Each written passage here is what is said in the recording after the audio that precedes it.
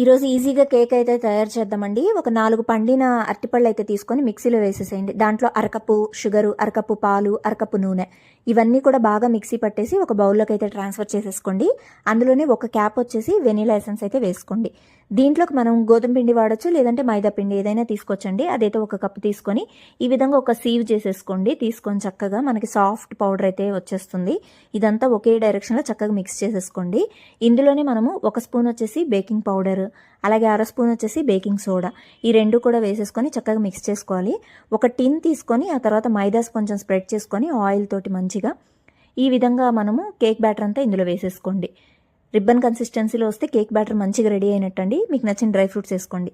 ఆ తర్వాత ఒక బౌల్ తీసేసుకొని ప్రీ హీట్ చేసుకోవాలండి. మనం ఇసక్ కానీ లేకపోతే సాల్ట్ కానీ వేసేసుకొని ఒక 15 మినిట్స్ ప్రీ హీట్ చేసుకొని అందులో ఈ టిన్ పెట్టేసేయండి, ఒక స్టాండ్ వేసేసి.